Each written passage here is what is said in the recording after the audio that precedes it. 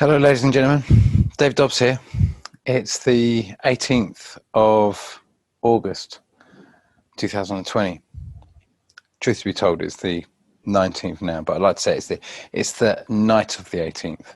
It's my father's birthday, and I've been trying all day to make a video because I thought, well, it's his birthday, and there's so much going on, and he's always had his kind of ear to the ground with kind of all sorts of kind of like all sorts of ideas about what's actually happening and unfolding, especially on the ideas of kind of like digital currencies and kind of like microchips and barcodes and kind of like all these sort of kind of this sort of thing that we're hearing a lot more about at the moment, with these kind of like this talk of digital passports and vaccinations and all the other things that seem to be kind of looming in the latter part of this year. To what degree, none of us really know. But my father's always had a kind of like he's always had a big idea because he was one who was into the kind of whole spiritualism thing when I guess we were kids and my mum and dad had first got together. He was kind of like, from many people turn up to spiritualist churches because they've lost someone or they're dealing with something, some big trauma or something. But obviously when you're younger, you go along to these things, you kind of on a bit of a shamanic journey, curious about what it's all about. And he was very much in there. He very much entered in this vein, as many of us, in a cosmic, in the nature of a cosmic inquiry, I guess, which was probably and pretty much which was my own journey in kind of like in exploring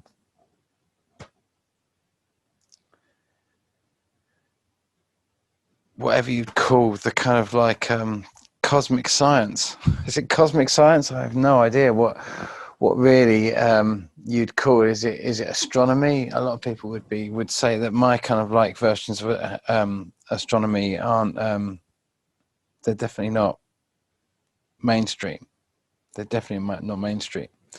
Anyway, this video goes out to my father anyway for all the wonderful things he's done, the amazing support he was through Mum's passage and he's 79 today. This is the night of his 79th birthday. So this one goes out to you, Dad. It's going to be quite a show. I think we've got lots to talk about. So what we're going to do is I've stopped having these lovely images. This was the thing I made up for the kind of like the cremation process. Just some images there of my mum. When it's kind of a phase. This was when probably she met my dad. That's obviously when she was much younger than that. This was when we'd left home. My brother had told me he was gay and he was going to all these fantastic nightclubs that were just absolutely off the radar. The gay nightclubs was where it was all at. And we all used to go to these clubs and stuff like that. Mum used to come along sometimes. It was a complete change in, massive kind of transformation of lives. That's when we were kids. That's when we were living out in Hong Kong and she turned up in Hong Kong, and that's the first time she started channeling out there. And this was the wake she had when she was told she had cancer and she was gonna die. She had a big wake. And she was still healthy and happy and she wanted to do it. She'd had her breast removed by that stage, but they'd said that they couldn't do any more and it would come back and it was terminal. And she had her wake in 2015, 16, when she was still alive and healthy and got everyone along. And in the nicest way, I wasn't actually invited to it, ironically. She really didn't want me to come along. In the nicest, because I was there with the whole process and that sort of stuff. But her kind of ashram community here, they were sort of like, they had her in such a special place and she put them in such a special place that she wanted to be mum to them on that day. And she knew if I was going to be around, they would feel as if, I don't know, she just wanted them to be a special day for her and all her the community that love her so much. Not that I don't love her, obviously, you know what I mean? I totally understood. I really did. It was the most you know, it's just, she's opened up such a cosmic link to so many people. So yeah, amazing. And that's a lovely picture of her, isn't it? Anuradha, that's the name her Baba gave her. Such a lovely picture of her. Anyway, sorry about that, just waffling on here and just like, but thank you for all your lovely messages, and because so many of you have connected to me through my mum and through her passing, and touched pain in your own lives and reached through, and I've really felt that I've really connected to so many other people through this in a much bigger way than I ever imagined. And apologies if I haven't got back to all the comments there. I've kind of been so busy. This is the first time I've really sat down. I've just been kind of, they finally came and took all the bed stuff and all the equipment away yesterday, and the flat's got to be cleaned out by, so I've got about another 10-15 days. So, and I've still got to try and sort of space out on the boat, put lots of stuff, and so it's all just going on and that's the stuff. But it's such an exciting time astronomically that I thought, well, Mum left, let me just do this new share. She left, ironically, this video was published on the 20th of July 2020, exactly the day she passed. And so she had a comet just going into the sunset hours, except that it's not a comet.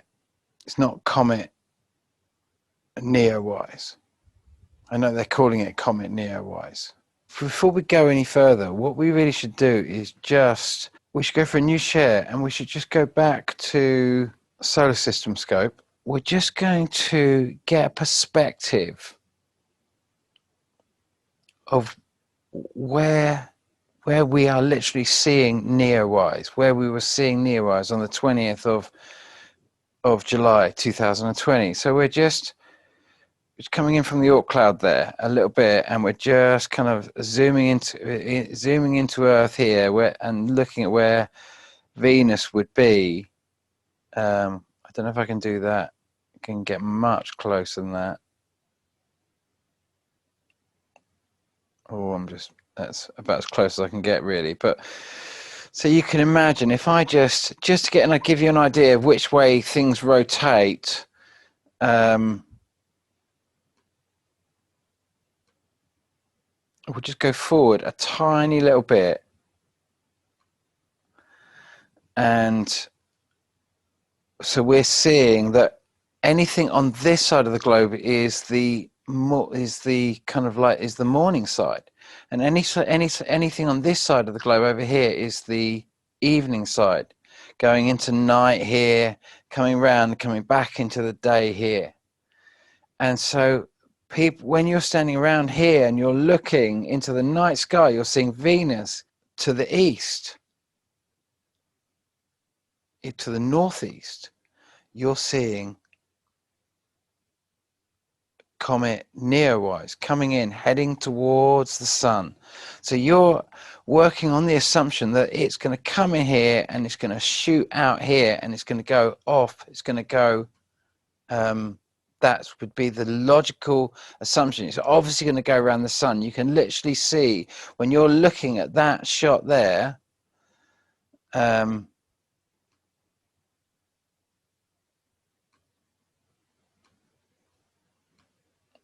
when you're looking at that shot there and you're seeing the dawn light, and you're seeing Venus in the dawn light, and you're seeing comet Neowise coming in here.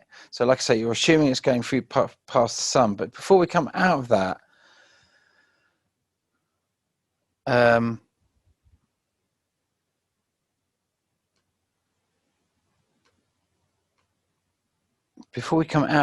so I've got so many other things locked in. I've got just too much other information here. It makes it a little bit complicated. But just for these processes, just in terms of our immediate neighbours, this process, whilst we're getting near-wise coming in here, because what I'm going to suggest is that, well, if we this is going to unfold as we go through this, but you'll notice that we've got Mars ahead of us. We're obviously going to overtake Mars on the inside, just as Venus has just overtaken Earth on the inside.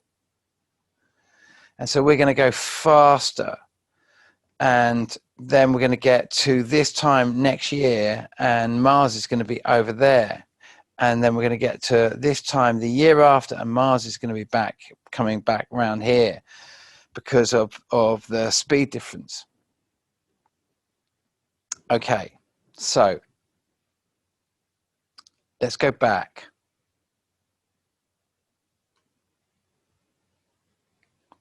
To near-wise.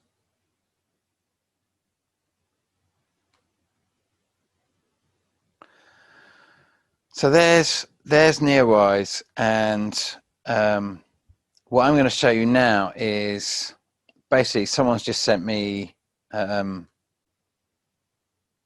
or if they haven't, I've just seen it posted up. You know, it caught my attention, obviously, you know, because I don't get my name shouted out so much with this object because we don't often see it like this anymore in this tiny format. But nonetheless, this was near-wise coming in, and now it's entered into well, basically, this was, what date was this? This was the 15th of August 2020. But actually, there's two objects that are coming in here, because if we come forward over here, we see this object, and this object has been coming in, has been coming from the direction of the sun the other way, and is going now into our night sky, and it's a transit that we're literally having right now, as well as seeing near-wise, or what they're calling near-wise, a long distance away, coming in and doing a flyby that we're going to be. Well, I'll show you where that's coming, because it doesn't go where you'd think it should be going. But let's just go over to, let's just come back to near-wise and see this shot also, which was shot, this was a Nick Thomas TV shot on the 22nd of July. And I won't play the whole video, but if I just come over to around about here, I'll stop the sound.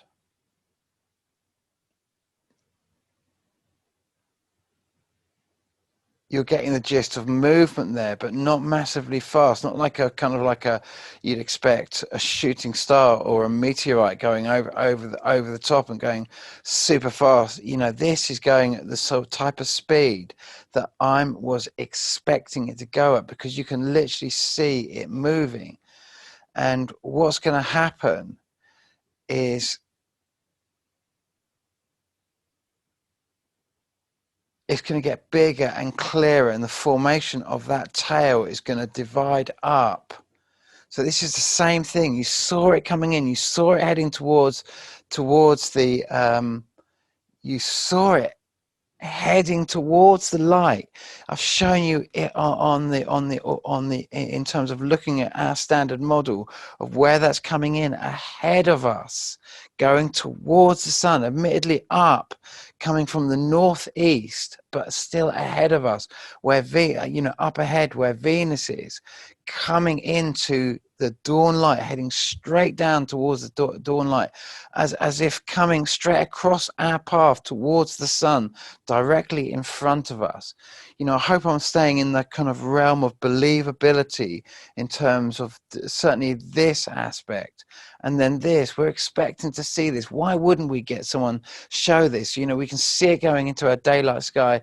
There it is. And then the shot that Brandon Corey Nagley that has picked up here is from this YouTube channel here, And I noticed that Steve Olsen has put the Dobbs object down there, which is probably why kind of Brandon has kind of like has tagged it Dobbs object in his video because Steve Olsen's made a comment, and we're not getting much from Steve Olsen at the moment. He's a bit like me. He's kind of sitting in the throes, taking a bit of time out. You know, he's not making any money from the channel. He's got a lot of commitments. He's got to try and keep going, and I know he's trying to sort of like he's got to keep the wolf from the door, and the whole Planet X community, you know, they're shutting down our channel, shutting down our views, shutting down everything. It's very, very difficult. It's a really difficult time for all the video makers out there, but we're still doing it. It's a massive community of video makers. We're all pretty much working together, I think, in so many different formats,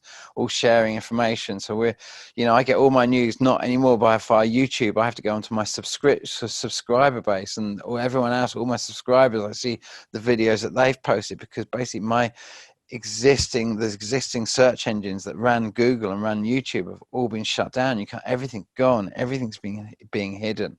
It's all being concealed. And it's like, the only thing that's going on out there is COVID. But this was the video, and I've just stopped it at this pace just to give you an idea, because she stops it. They hold their hand quite steady here, or maybe it's on a tripod. So you're really getting the gist of the movement of this thing, and that's quite fast. This is a planet-sized thing. It's not a comet. It's just at this stage we're seeing it. It's really, really far away. See these twin tails there? This is the same object. This is this exact same object. Is that going to go into full screen? Where you see the twin tails of it there. And on Donald Trump's inauguration day, ironically, on the other side, as it comes out the other side. I shall show you what I mean by that in two shakes. But that is literally Comet Neowise that keeps going round, and I've been charting going round and around and around this, what I'm calling Jupiter. And I know that also kind of like really smacks in the face of kind of pretty much the entire astronomical community that we're actually observing what we currently refer to as Jupiter in our night sky at the moment, this kind of like this striped planet. Whatever this thing is orbiting,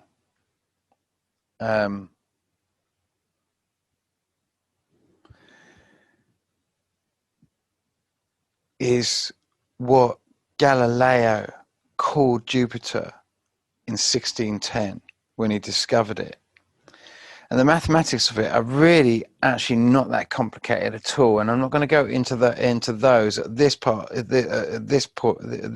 the video, because we're going to get to a much bigger picture here. But we want to slowly, because we even with this flyby, when I'm showing you this, and this looks enormous, this is the smallest of them. This is the smallest of them, and this was virtually filling up the skyline on the 21st of January 2017.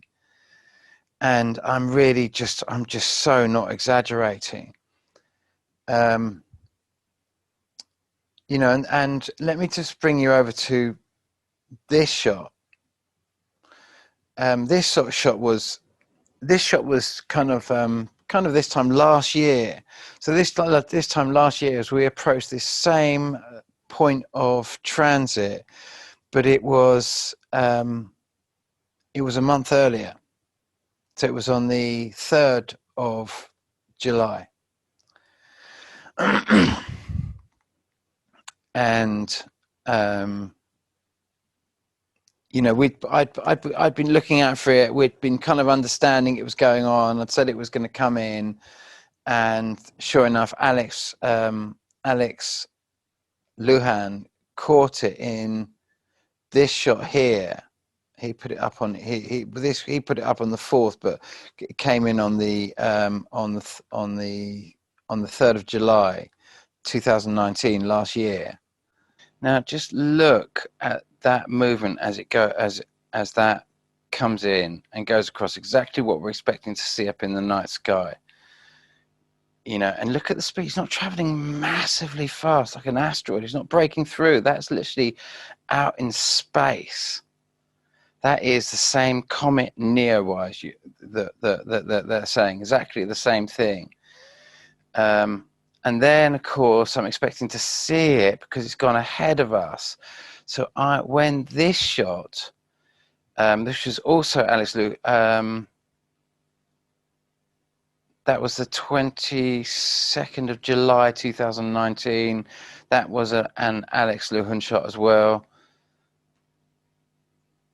But this was also his shot, and this was on. So you can imagine we're looking at the sun. Can you see the angle? The way in which this curves that way. Well, I was expecting the shots we'd seen it coming in just like this year, just like the year before, just like the year before that, just like the year before that. Smaller, admittedly, but getting bigger and bigger and bigger each time. But always on the assumption that it was going to go round the sun or come in this way and go round the sun, not that it was going to come past us, come out and then go off to the right there. It was an absolute impossibility, and yet there it was, literally being caught on a webcam in Mexico, kind of like webcam, right in front of our faces. You just couldn't, I mean, throw whatever story you want to throw at that, for whatever belief system, but that was a webcam shot that was just, you know, this was. And so I know where Comet Neowise is going. I know what route it's going. I know it's not going to come. It's, you know, that what actually came out of this. Well, so let me show you now. Let's go to this shot, because it basically, there's been so much confusion over the different shots and so much desperate trying to understand what's actually happening, because that obviously might look like a cloud. I'm just going to put it up there and just let you see the formation of that over a time lapse.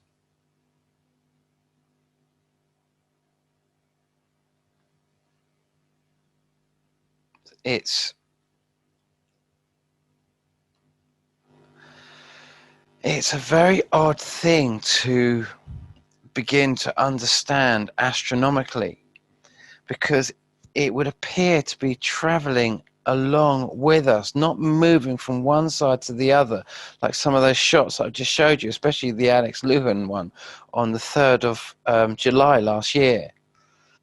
But this was just, it was kind of what I was expecting to see, but it was just so big, so fantastic. But it was going towards the light again, and you can imagine that we'd just seen this thing coming through. It was going past something that it was orbiting around that wasn't our sun. I was expecting it to be going past this object and out into the night sky. This was coming in and going towards the sun again. This, can you imagine if you're really going to try and number crunch this and really try and understand it and astronomically look at these from the perspectives of where they're coming and going towards the light or away from the light, and astronomically try and make sense of where these things are going, what they are. If you know, if let's go to this next shot, and we get this shot here on the 11th of July. And you know, the images don't come in of these racing by. They look like cloud structures, and for me that's because they're coming in almost on, they're not on the same ecliptic plane as Earth, as our sun, Mercury, Venus, Earth and Mars, on that ecliptic plane. They're on a slightly different ecliptic plane, and basically our sun is dropping down through the ecliptic plane of what these are orbiting on. And we're going to get to that in a second, in a little bit. But when I saw this, I was thinking, oh my goodness me, how does this work? You know, is my model completely wrong? Because I was expecting more movement in these models. I know that's a still image, but then Mr. MBB 333 posted this image, and I was expecting to see something massive, a massive red tail following this thing, like absolutely huge at the moment. And then we get this shot. We start getting all this evidence of asteroids. Apparently in China, Brandon Corey Nagley just posted a video also about a, you know, he looks like he's got so few subscribers here and views on his channel. He's getting seriously censored on his views, and he's had quite a few channels shut down. So he's kind of like, and such is the nature of so many Planet X's, but he does a lot of work, does a lot of research, does a lot of running around, finds lots and lots of data and brings it together because he absolutely believes that this thing's going on. And if he's not doing this, he'd probably be pulling his hair out. But we're getting a lot of data, you know, like I said, I mean, there's just a lot of data of asteroids and stuff coming through at the moment. And then we had this shot on just before the sequence of all those shots that I'm showing you here. We get this shot on the 9th of July. Now, I don't know what time it was, but I'm guessing, which I don't like to do in this, I like to use, but could these be people watching sunset? Is this sunset? It could be sunrise. I'm really not too sure. But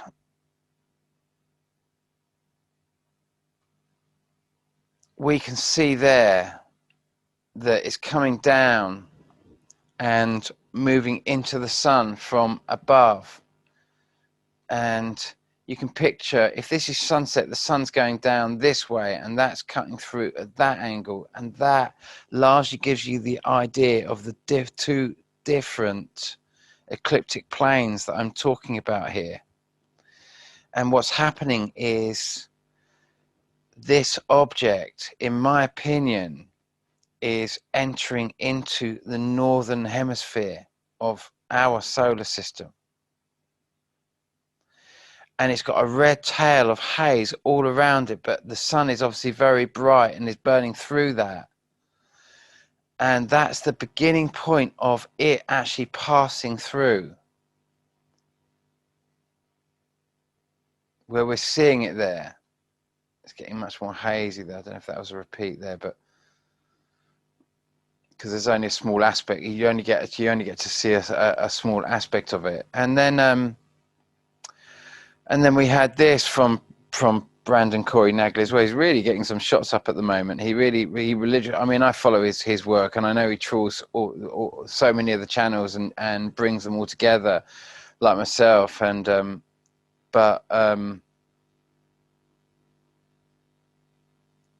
it's just it's what I'm expecting to see. And now I can't remember the original person who posted this. Maybe he'll say it on there. I think he might say it on there, but this person's seeing this same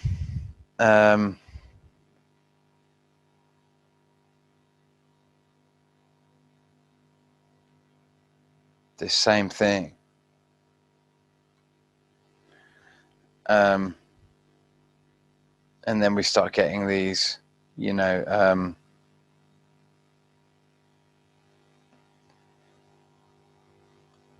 this thing here, and I think we get Brandon shows it here as well.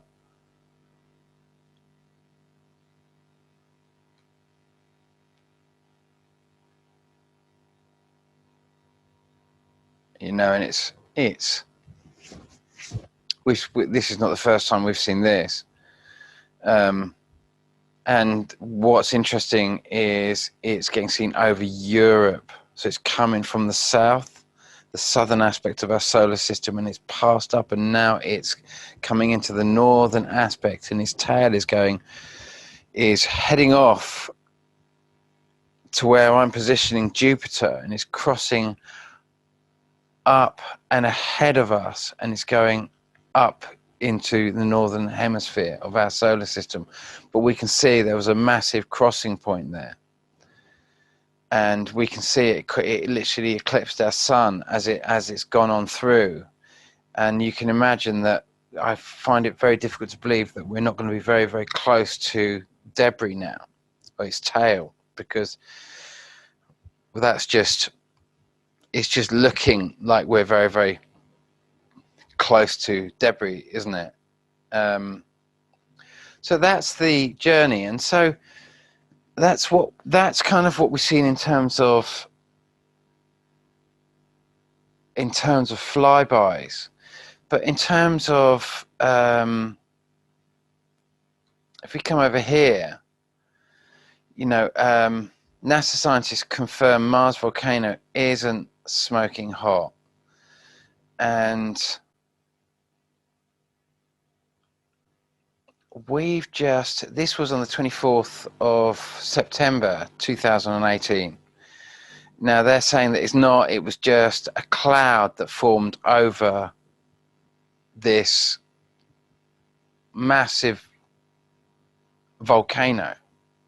I mean, these volcanoes are massive, absolutely massive, and they say they've been extinct for sort of like for millions of years and blah blah blah. But you know, what do you think? It's so obviously a volcano in my opinion, especially as we had a massive flyby, and we're going to explore that. But what's interesting is, well, this was, you know, this was the original footage that was taken from. Let me just zoom into that sake. It was taken on the, I think it was the 24th. I can't make any sense of that now. I'm just looking at the, yeah, on the 24th of September 2018, Mars Express orbiter. Yeah, so it was the Mars Express orbiter, and it was, and you just look at some of the comments when NASA's trying to tell us that truly amazing. Is this indeed proof that NASA consistently misleads the worldwide public in near space occurrences? You know, could someone please confirm whether this is, you know, a volcanic eruption on Mars?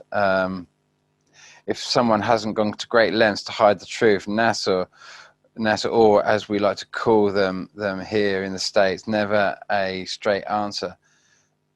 This is definitely some, you know, you just look at this, it's so obviously that everyone else is looking at that and thinking that is a bloody volcano. Why would you want to hide the fact that that is a volcano? Well, the reason I bring that up now, and with all this relevance, is because we're going to try and bring all these flybys and the relevance of all this, of what's going on here, because guess what just happened on the 17th and through to the 19th, like a day before my mum passed away.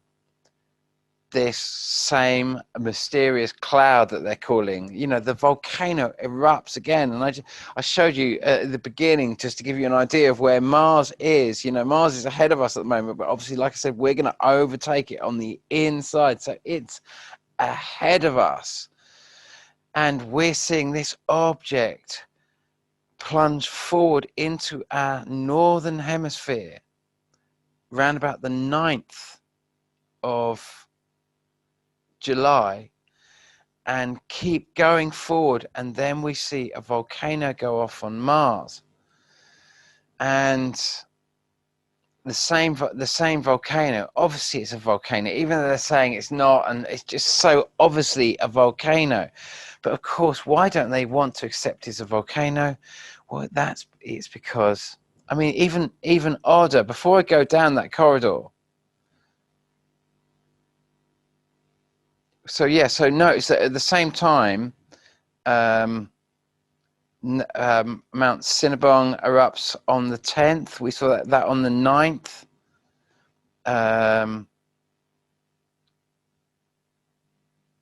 Okay, so that's probably the same volcano, but there's Cinnabon, Indonesia, same Stromboli eruption on the midnight on the 20th.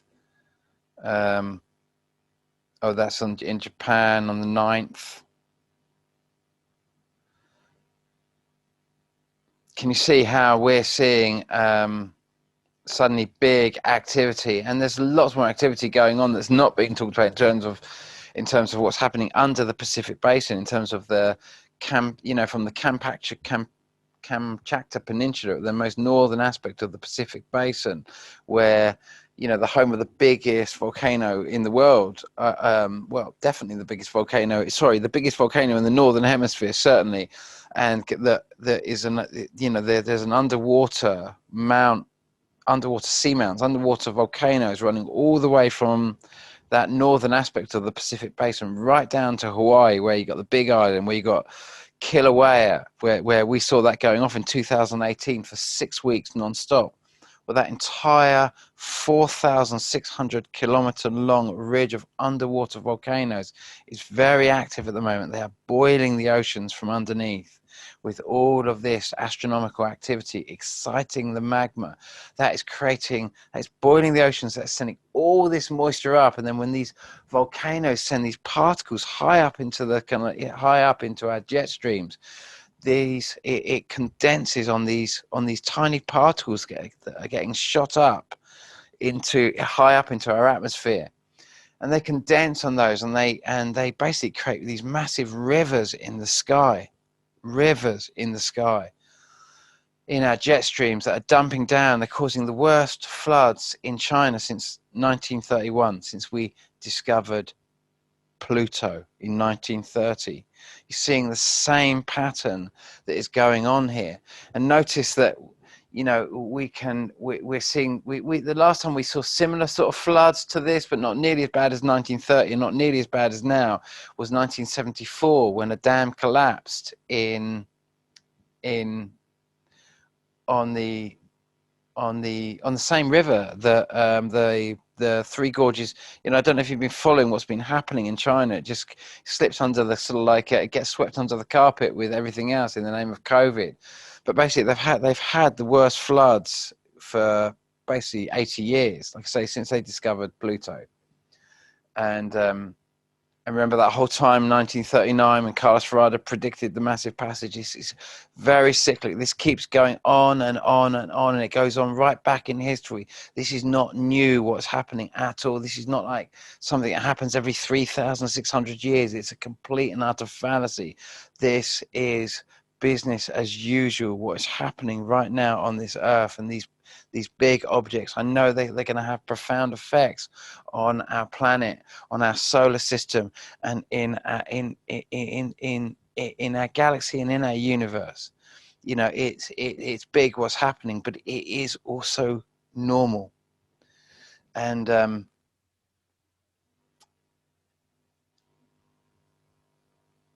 so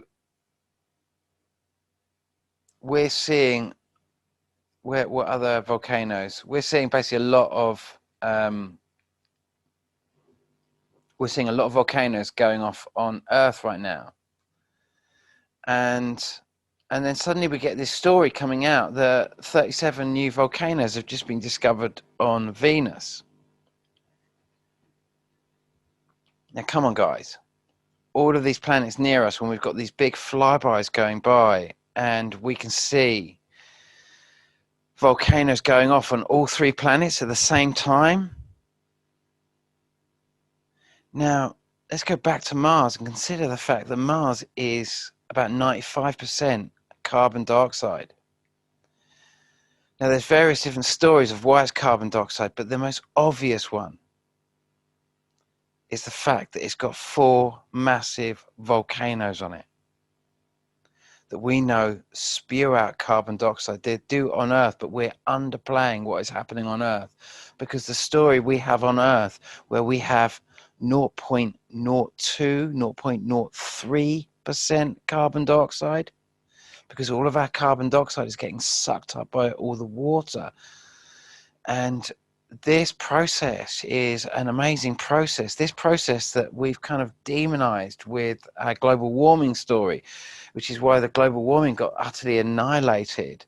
The very creators of it came up with the whole kind of the very creators of it. Greenpeace certainly was members of Greenpeace that were the ones who actually then went on to produce the great global warming swindle, which led to climate change, and which led to all these different changes and all these different understandings. But the fundamental kind of reality that in the massive lie that carbon dioxide was our nemesis, we have built all these nuclear power stations on fault lines, when we can clearly see that Fukushima went bang on the day of a massive earthquake, and when massive volcanoes are going off, as did Chernobyl, went bang on the day of a massive earthquake on the 26th of April 1986. At the same time, we're seeing Halley's Comet going by, crazy storms, the storm of 87. We're seeing the same things, these same cyclical patterns. But just like grand solar minimum, just in the way that, say, those who follow all this climate change, and you're kind of coming along with me on some of this way, but just not liking it as soon as we start going into flybys, maybe you can join me on the volcanoes. They make a little bit of sense. You saw Neo-wise coming in very close to where they all were. You could kind of get me on that. We're just coming into kind of like, if you can't take this kind of like this whole thing into something astronomical, then you've probably heard of Piers Corbyn, and he's actually Jeremy Corbyn's brother, and he's massively into what's called what's now the migration of much of what was climate change has gone into grand solar minimum, which kind of focuses a lot on the kind of like what the 2012ers were kind of talking about with sunspots. It largely does, but it takes it into a more scientific aspect that talks probably in reference a lot more about electromagnetic energy, kind of electric universe, kind of like we're talking about seeing the Earth as dynamo, seeing bodies that Earth interacts with, celestial bodies that it interacts with, also as dynamo, and this massive electric universe kind of like direction that people are taking it. But you'll also notice that in that same pattern, say we look at sort of like we look at Fukushima, we go back exactly the orbital period of Jupiter, and we come back to the time when Comet Halley-Bopp was we were seeing Comet Halley-Bopp. We go back again the exact duration of Jupiter, and we come to that time when we were seeing Chernobyl go bang, Halley's Comet, Big Storm 87, this sort of thing, lots of big earthquakes. Krakatoa was certainly going off, Kilauea was going off back then, all that same sort of stuff that's happening now, big, was happening in 86. Go back 74, we get that big dam collapses on the same river, and I can't remember the name of the name of the river now, but it's above Wuhan. This big dam that the Three Gorges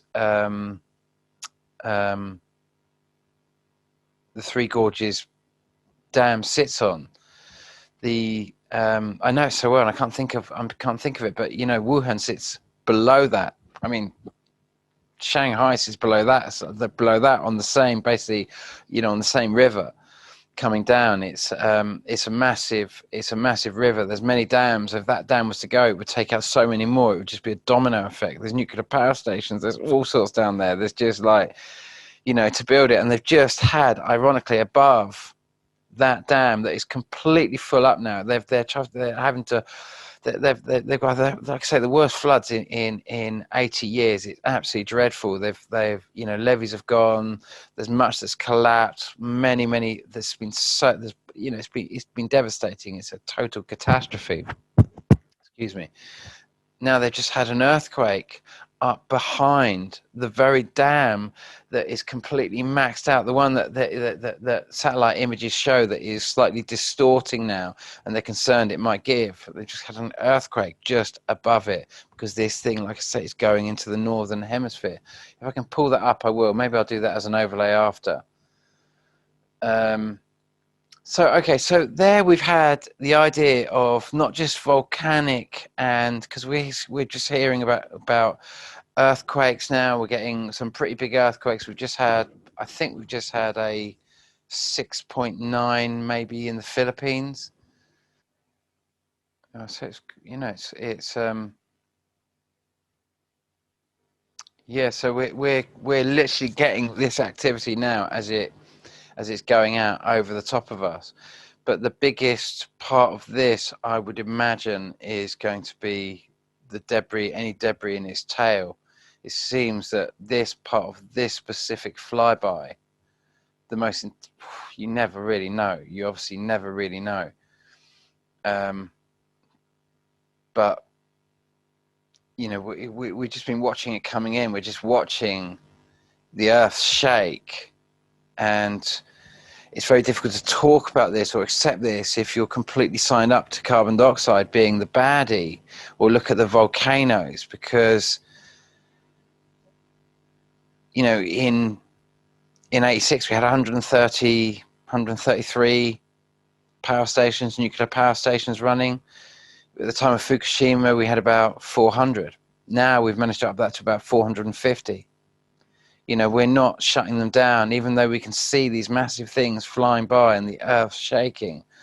We are completely locked in this massive story that is just all about profit. It's all about carbon trading.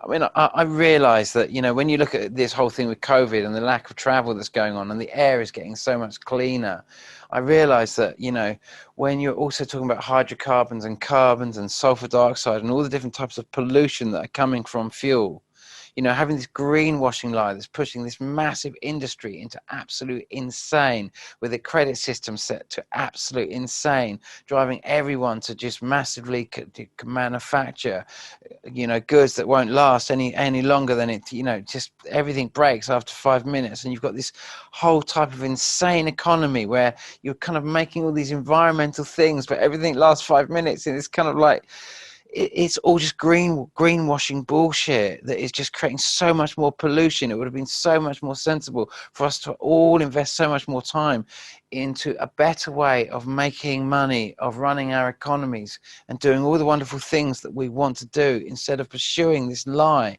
that means that we have to build nuclear power stations on fault lines.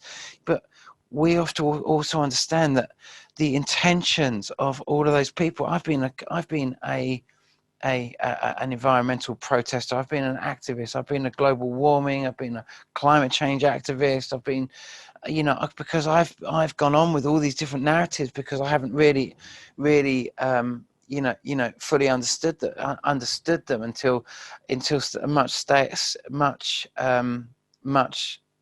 much later in much later in life. And it's been my own friends that have kind of pushed me to push me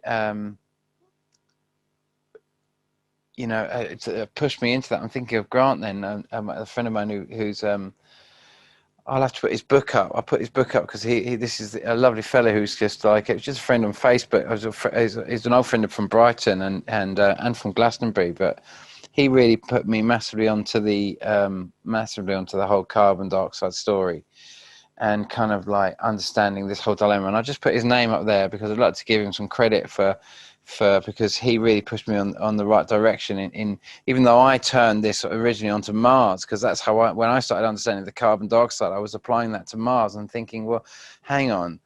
And then the zircon on Mars, because Mars is covered in zircon, and zircon only forms under deep oceans, and you need a carbon dioxide process. And one of the most interesting things about carbon dioxide, to really understand it, is the process, in the way in which carbon dioxide can pull the calcium out of a basalt bedrock, which is kind of like the ocean floor of the Pacific Basin is mostly basalt. It's like solidified magma. And much of it, not all of it, but on an ocean floor, it wouldn't be able to do this with granite, but it could definitely do this with basalt. And you could see this in, if you look at like Hawaii, where it's loads of magma, it's all solidified magma, and you see the kind of rustic, kind of like the effect of the oxidization because of the carbonic acid, because of the carbonated water. And what it's doing, the acid rain effectively, but not kind of like, we're just talking about the natural form of what's happening in the oceans. And of course, what's happening is when the carbon dioxide bonds with the water, and becomes carbonic acid. It goes from water having one atom of oxygen to having 3 in one molecule.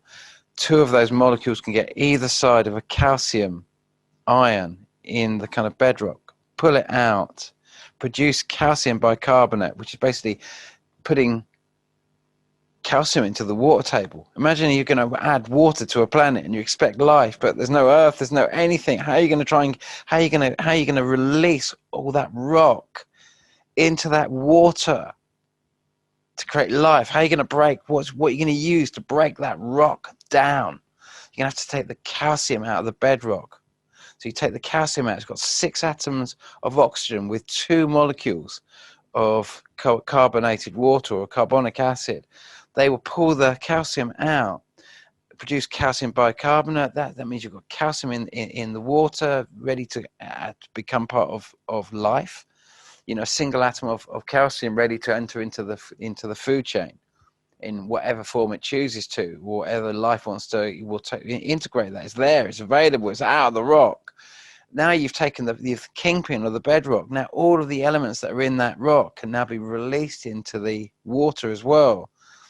And what happens is the finer elements, you know, the carbons and the silicons can get pushed through by this dissolving rock, pushed through deeper, much deeper, and they can start penetrating right through as it dissolves, and it gets kind of filtered by the dissolving mass. So only the finest parts go through.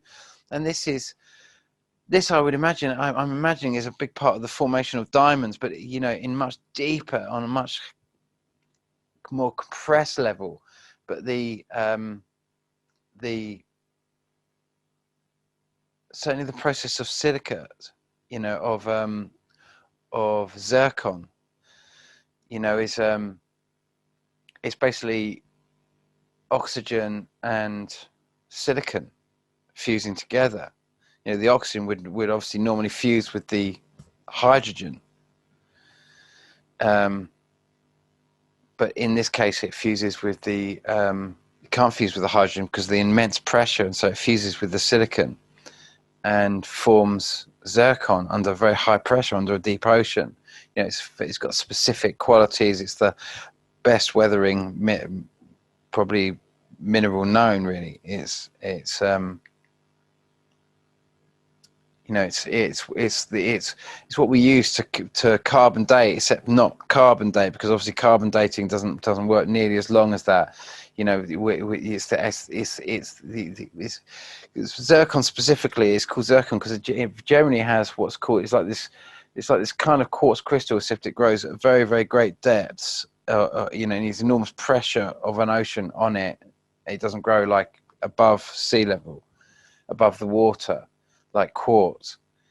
And its characteristic is it's got plutons in it, uranium, cesium, thorium. It's got radioactive compounds, very mild, and they bleed out over billions of years, held in these very, really kind of sturdy weathering stones. And so they're kind of because of the bleed rate that we have down of kind of like of half-lives of these kind of, they're some of the oldest bleed rates, and because they can be held in this crystalline state for billions of years, they're basically they're supposedly a very effective clock. And we can, you know, the oldest ones we've got are the ones that have come from Mars, 4.8 billion years of age, and that's how the what's called the Noachian period on Mars, the time when water existed on Mars, that's how it's calculated, because of those crystals, because those crystals could have only formed under an ocean on Mars. That's, you know, you'd be arguing with most of the scientific community if you went against that kind of logic.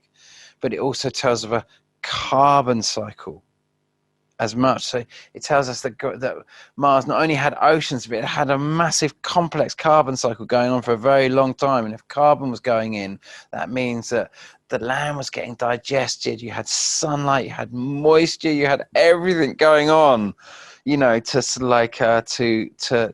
make all of that work, to make a, you know, it's like the thumbprint or the fingerprint of a planet that's had life. And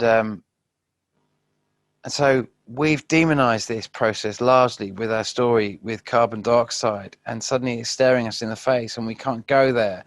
And so I just wanted to come back here to this shot here. I'll open it. I'll open this out a little bit. And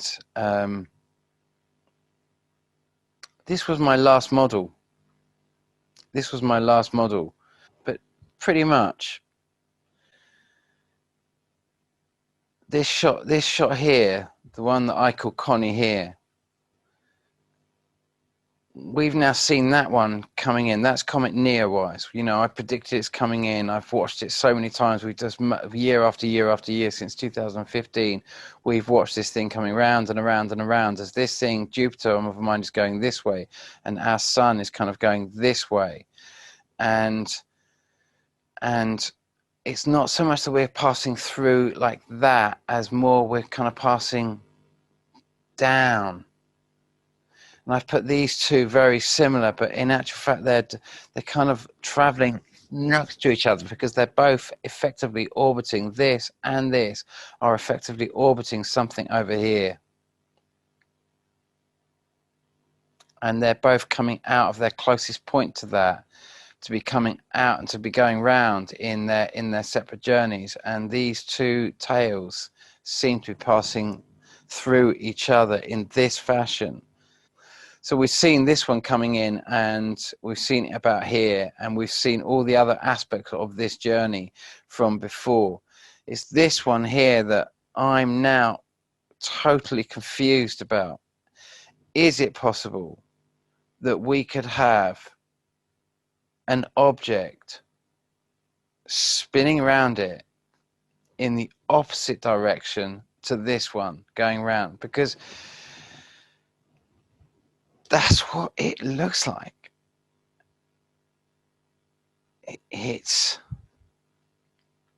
I'm at the point where I've got to, you know, it's such a difficult thing to get your head around that in a you know, it's quite a complicated thing to build this whole model, and I'm quite tired now, and I don't think I could sort of like really, and I think most of my subscribers, but it's there, the science of building nuclear power stations on fault lines. The video's there, and if you want to go through it and explore it and look at some of the massive shots of Jupiter that we've got, that is just so much bigger than anything we're seeing with telescopes, you know, and you want to start really understanding this, you know, you really want to start understanding this you know, if we do a date calculator, I mean, this model that I'm showing here is really, you think about going back to grand solar minimum, you know, and I know it's a big thing, and I know I'm covering a lot of subjects here, but I'm just trying to keep some feet in some worlds here that you may,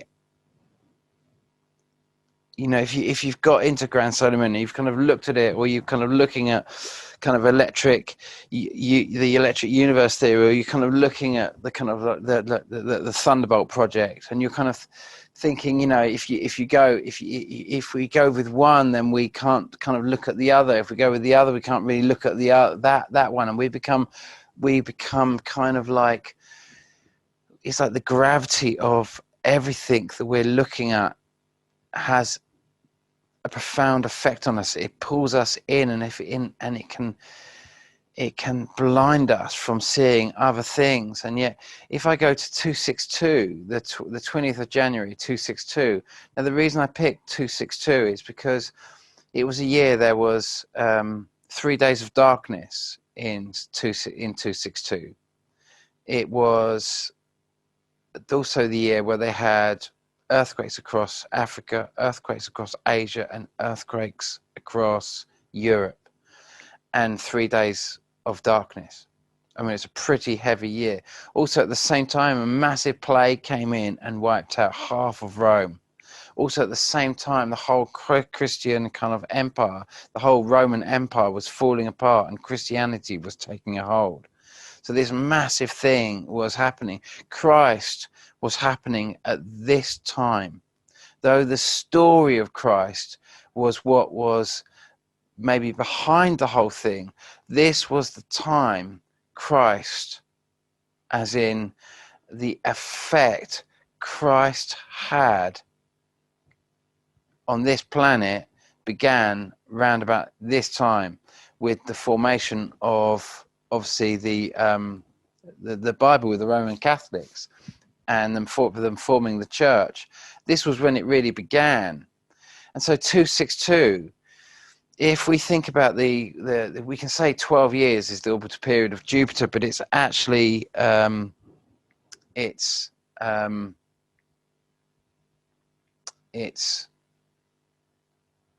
11.89, and you've really got to be quite precise with all these orbital mechanics, because everything with orbital mechanics kind of works.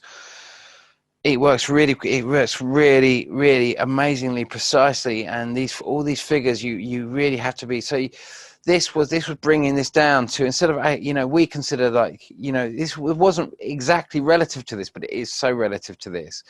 The orbital period of Uranus is 84 years, and 4 cycles of 84 is 336, and 336 is how long it takes for our sun to go right round what our sun really orbits, our binary twin. And we get 4 cycles within that. But of course, what it actually is we have to bring that down, because this is all relative to Jupiter and its movements of constantly going round that same center. And each time it goes round, sometimes it's quite near to us, sometimes, most of the time, it's quite far from us. But there's obviously points in that cycle where it's much closer. So we see 2 cycles. We see two cycles within this. We see the 11.89 year cycle of Jupiter constantly affecting us, constantly bringing up, and of course we understand the fundamental solar cycles that we've been brought up with are this kind of 11-year cycle of the sun doing this kind of like what was our grand solar minimum, grand solar maximum. But of course, grand solar minimum is going into a much bigger, they're going into bigger cycles. They're going into a 250 to kind of 300 year cycle. Also, what that exactly fits in with this big cycle that I'm talking about, and we can see it with the discovery of, well, let's go from 262 and add 83 years and 150 days to bring us back. So we're working exactly with the cycle of Jupiter here, because we're traveling nearly 2,000 years. So we've got to try and keep this as true to the movement of Jupiter and the big cycle that exists within that, to make it as proper. Can't just 12. I hope that makes sense, because it's, and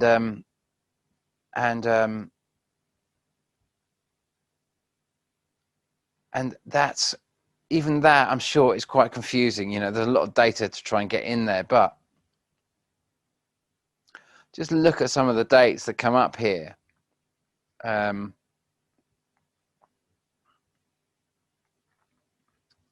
Not that many are jumping out for me, really. I mean, there are some pivotal kind of like, this is the sort of time when Muhammad would have been around. 1096, 1012. Well, that's what I was going to say.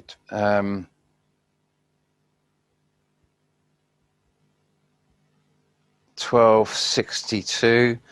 I mean, that was a big time. That was a big time. It was a big time in Britain in terms of revolutions. That was when we had the Battle of Lewes, 1264, 1346. Well, ironically, 1262, 1270, 1264 with the Battle of Lewes. Not that that's any relevance, really, but it was a massive battle that kind of changed the kind of whole pattern of, it was like a massive reform of the country.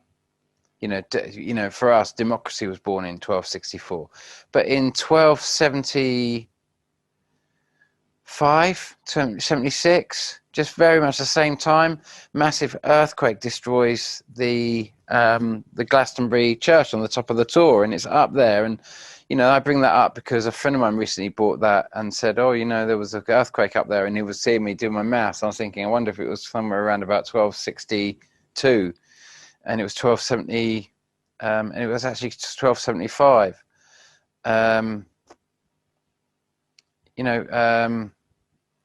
1596 was the exact year that that the first dwarf planet was actually discovered. Seti B, or Mirror. 1606 was when the tsunami struck in right where I am now. 1610 was when Galileo saw Jupiter and its moon with a 20 times telescope. Like, we're seeing these massive shots of Jupiter, not what we're seeing, the Jupiter that we're seeing in our night sky. Remember that when we're talking about Neptune and Uranus, they always look exactly the same. Everyone says, oh, they look exactly the same. Isn't it funny that they are striped planets? And guess what else is striped?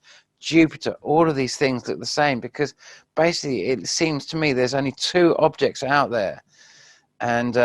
And sometimes we call it Uranus, sometimes we call it Jupiter, but we don't like calling the one that's really close for some reason Jupiter. Why? Probably because Jupiter was the original Roman god, and it's the original Roman god, and all of this is built around this massive experience that we're having now, that Galileo calls Jupiter, and that the Romans didn't like, or certainly the Christians didn't like him calling Jupiter. They wanted that thing far away in the night sky to be called Jupiter. They didn't want that big thing that we're seeing, that massive, when we're all seeing Jupiter massive in 2018, bright blue, and everyone's asking, how come we can see Jupiter so massive? Oh, it's because of the electric blah, blah, blah. And it's just like, no, guys, because that is not Jupiter. That is the real Jupiter. That's the real Jupiter. That what you're looking at there is what sometimes is called Uranus, sometimes it's called Neptune, sometimes it's called Eris, sometimes it's called Pluto. Every 84 years they'll call it a different name, because because they want you in this Copernicus system. They do not want you to know your place in the universe. You want you connected directly to your galactic center. So just coming forward, 1680, that's when 1680, 1681, that's when we saw, that's when Halley's Comet was discovered by Isaac Newton. 1763 is virtually exactly when Uranus was discovered. Then we go 84 years ahead and we come to 1846, exactly when Neptune was discovered. Ironically, if you add the exact orbital period of Neptune to 1846, the year it was discovered, you come to exactly 2011, when Fukushima went bang. 1846, 1930, the next one, exactly when Pluto was discovered. And we come to 2013. Here we come to what have we discovered now? We're discovering Eris. It's the same old story. Oh, you can't see it hidden in the Oort cloud. We're just seeing these same patterns that are demonstrated in these orbital mechanics are the very same patterns that exist in, I think the biggest speaker in outside of Piers Corbyn at the moment in Grand Solar Minimum, the one who's kind of offering the kind of like the meaty mass to make it all work, is Valentina Zarkova. And these are the exact pretty much if you put all these graphs over the top of each other, you'll see that our cycles, hers might be 250, 300 years, and mine is kind of like 330 years, but they bleed each way a little bit, because when these planets come in, the big bodies might be moving around, but the actual objects that are actually orbiting these big bodies, that are the bits that are really affecting us, these twin tail objects, they affect us at different times depending on the angles they're coming in and where they are in their orbital rotation when the actual transits occur. So these figures, though you might have a central point that we're marking out through here, the actual, we experience the seismology, and the volcanoes and the sightings and everything else like that, kind of about 5 to 6 years either side of these dates, depending on what's the closest proximity of that flyby at that stage. You know, it is big, complicated stuff, but the patterns are absolutely solid. You know, I just wanted to also show you show you this shot as well. See the asteroids there, literally spinning in space. This was in December. This was just zoomed up. This was like absolute sea of them in the sky going by. This was December 2019, and it was an absolute sea of asteroids going by. And ironically, Ilan, who runs the ashram, in Glastonbury, what I'll do is I'll stop that share, and I'm gonna call it. I'm gonna finish off there and not push any more data for you, because you know he was in he told me that it was in Lacatic land in, I mean, that was last year in 2000 and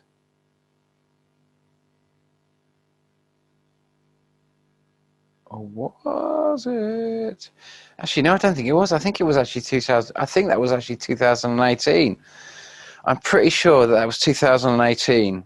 I might be completely wrong. It was a Wrap the News shot, 2018, and he sees them. He sees loads of them, and he zooms in just a few of them, and ironically, Ilan told me he was in Lacatic land in Guatemala in December 2018, and I've been there myself. And ironically, I'd been up a volcano myself in South America, in Central America, and I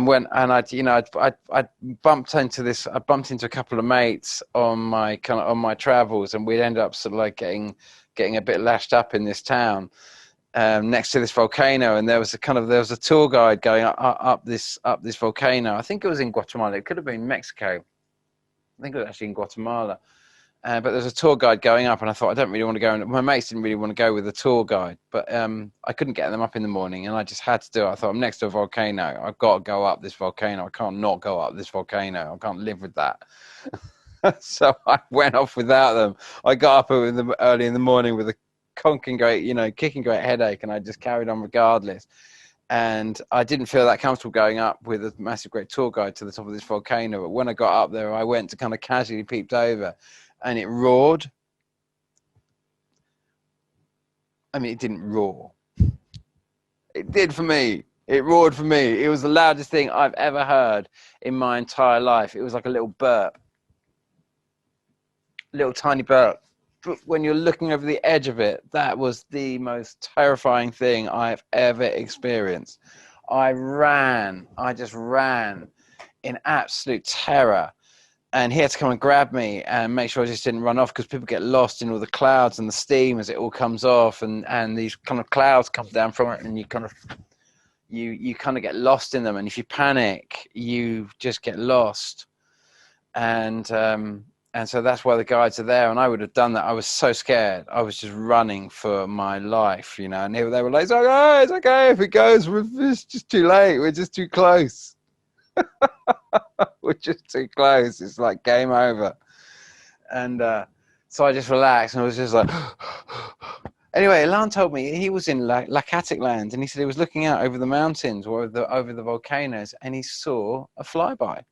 I don't know what he saw exactly, whether it was a kind of an asteroid going across or what he thought was an asteroid. But for me, I'm expecting, I've shown all the images of that. In actual fact, maybe I should just show for that case, because you saw the asteroid there, or of the stuff that was in his tail. And you can picture, even though we're kind of coming out like that, and then we come back to that point of crossing again.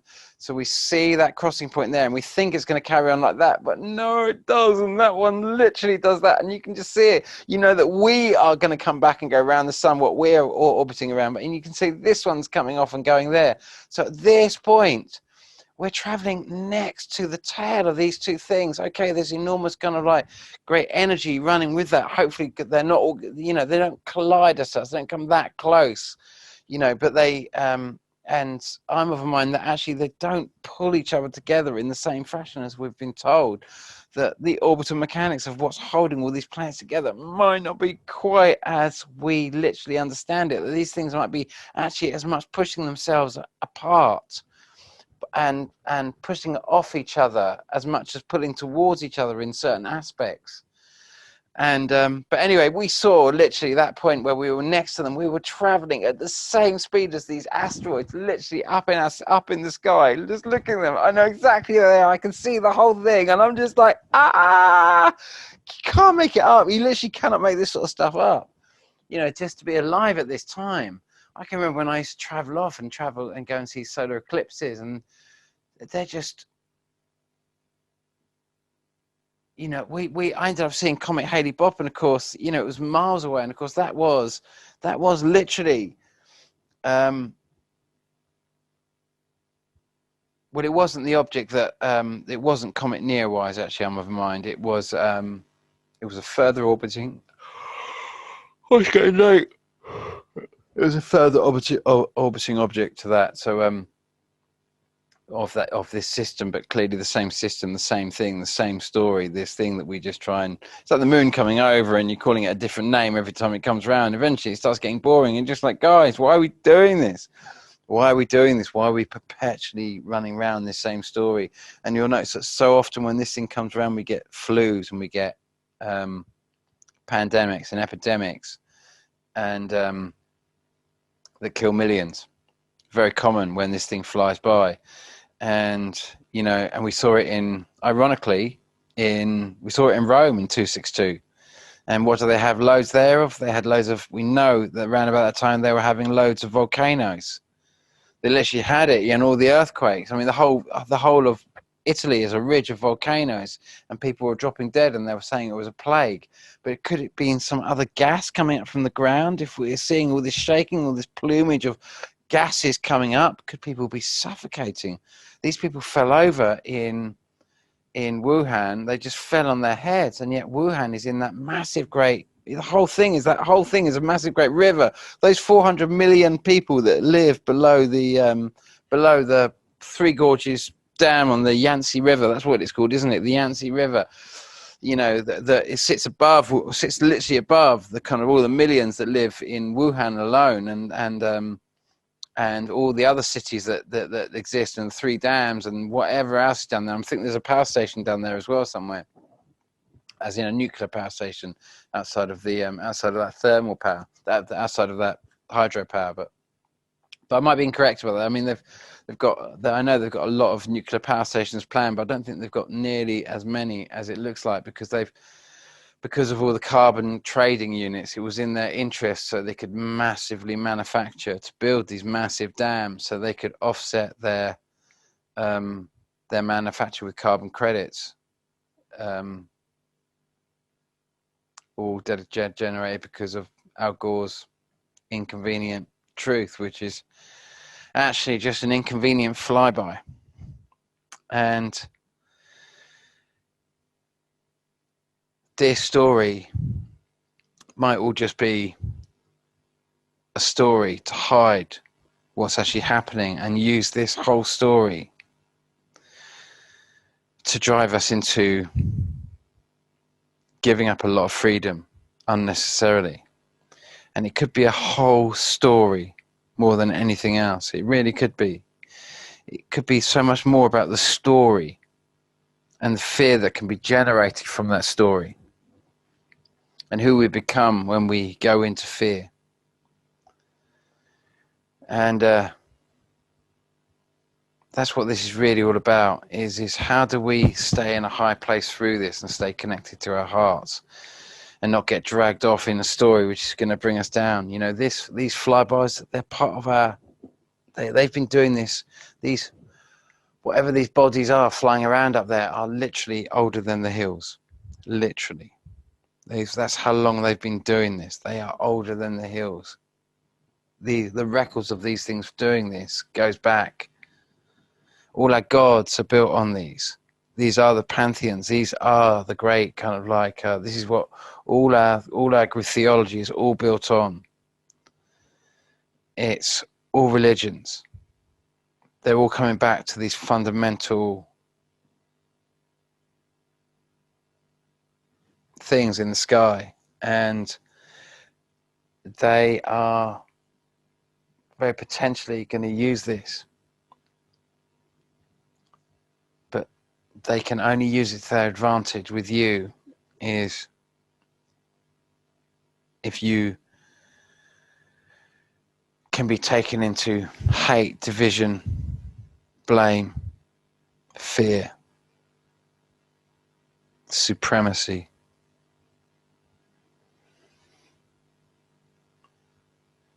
You know, if you can get dragged into a story that's so terrible in its implications of what it does to the world, and if you become attached to that story, then you become attached to the emotional mass attached to that story. And I talk a lot about this in Laughing Gas, emotional mass, and what it is when to take, you know, they say innocence is bliss, and it is sometimes so true. You know, when you know something and then you know it's wrong, and you understand the weight and the implication of having that knowledge, you become tied to that knowledge on an emotional level. And if you go against that knowledge, or if you know that things are, you know, basically we are emotionally connected to this earth, and the stories that we connect to are deciding how we can interact with this earth and how we can help this earth.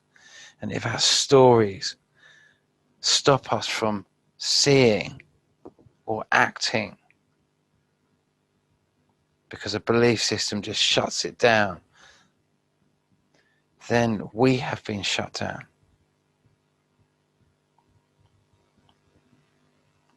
And we've got to see the bigger picture now. So it's a long one. Sorry about that.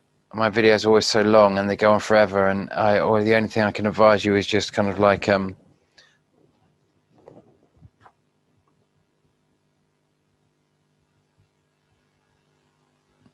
watch it in segments, watch it in bits, and really focus on holding a really strong space inside yourself. Be a support for your friends. Don't judge them. Allow them to be and believe whatever they want, whatever the side they're on. Try to find common ground in what they're saying and see if you can link up rather than attack and belittle. Don't be that person. Try to be the best you through this. If you've got one of you that doesn't allow, then try not to be that one. Try to be the person who's tolerant and allowing.